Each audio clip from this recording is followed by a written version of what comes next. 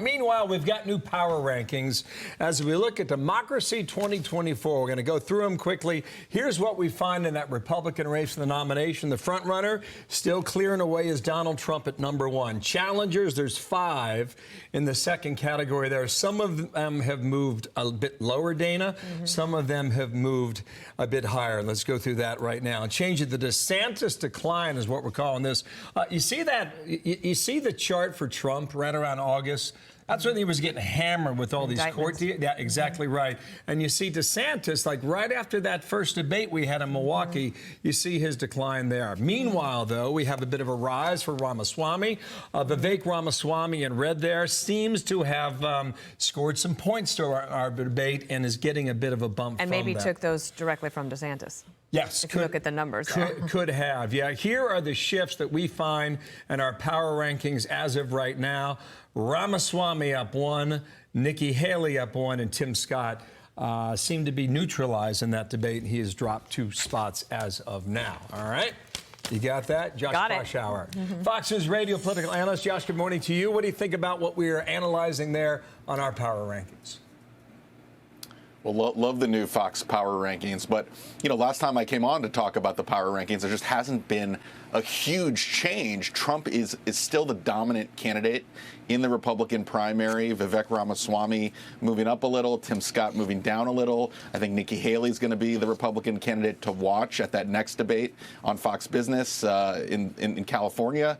But I think the big trend, the big picture, is that you have this divide between the populists, and Trump leads that side of the party. But Ramaswamy is starting to move in that space as well. But then you have the more traditional Republican candidates like a Haley, a Scott, Mike Pence in that field as well. And look, the populists are winning. Trump dominant in that one spot. You got Ramaswamy getting a lot of momentum over the last couple months.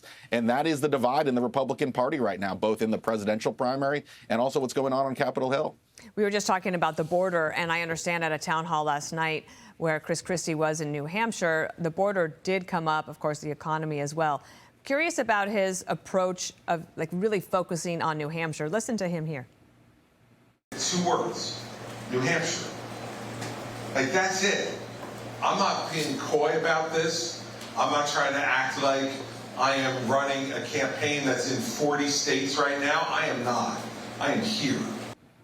Trying to remind everybody that the campaign is not a national primary, that you have the first voting in Iowa less than 4 months from now and then New Hampshire. What do you think about that strategy of really focusing in just one of those states primarily? Well, yeah, Dana, for Chris Christie, that really is his only option because his numbers among most Republican voters are quite low. In fact, Trump voters don't trust him, and it's really just the anti-Trump faction of the Republican Party that is looking at Chris Christie as a serious candidate. Now, New Hampshire, independents can vote. There's a lot more moderate Republican voters in that field or in that voting space. So Christie is putting all his chips on that New Hampshire table. I think big picture, too, a lot of these candidates looking to take on Trump are just focused on one state. So Ron DeSantis, originally when he got in the race, it was going to be a big national campaign. Now his campaign very focused on Iowa and doing well in Iowa, maybe even defeating Trump in Iowa. Chris Christie looking at New Hampshire. Nikki Haley looking at South Carolina. So I think the challengers to Trump are looking at one of those early states to make their moment. It's going to be really hard for anyone given where the polls are right now, but that is increasingly the playbook for the leading challengers to Donald Trump. Okay, in the meantime, on the Democratic side, Joe Biden is in, right? I'm pretty convinced of that. We can debate it later. But his comms team now seems to have a bit of a strategy now revealing. Here's one quote talking about the consumer media. They say that not only Erica's working on booking interviews with administration officials and cabinet members regarding news and policy, she'll also be working on human interest pieces and profiles that illustrate a more personal side of the administration's officials. What they're going to do is they're going to try and reach people through different means. Kind of makes sense, you know, with changing media landscape. However, the president seems to be pretty insistent on his own strategy. Check this out. Interviews with legacy media, New York Times, 0. Washington Post, 0. Wall Street Journal, 0. In the meantime, you go to India, you go to Vietnam, you come here to New York, and he takes very few, if any, questions at all of these places, Josh. it's a real problem for the White House, and a lot of people close to Biden know that the bully pulpit that presidents use to get their message out, to communicate to the American public, it's broken for the president. He's not able to drive home a message. He's not able to talk even about what the administration views as his successes. So he had a very clunky press conference in Vietnam. He's trying to talk about the economy, but you're not hearing a lot of sound bites from the president. In fact, the president's reelection campaign just went up with a few new ads over the last couple weeks, and not a single ad actually features Joe Biden talking in the ad.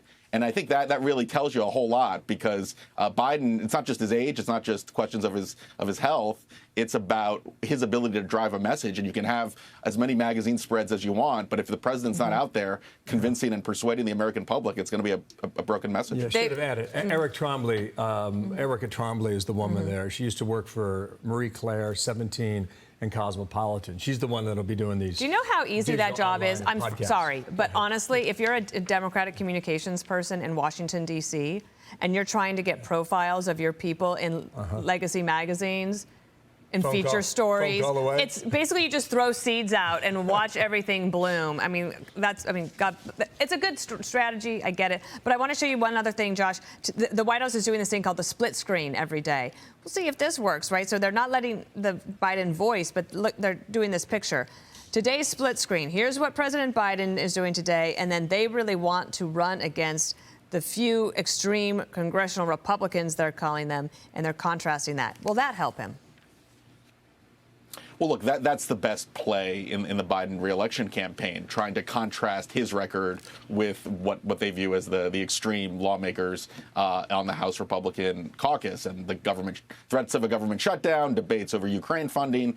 Biden is trying to make that contrast with the what he calls the MAGA wing of the Republican Party. The problem is he's the incumbent, and a lot of voters are going to be judging him on his record, and that's the fundamental challenge that the reelection campaign faces. All right.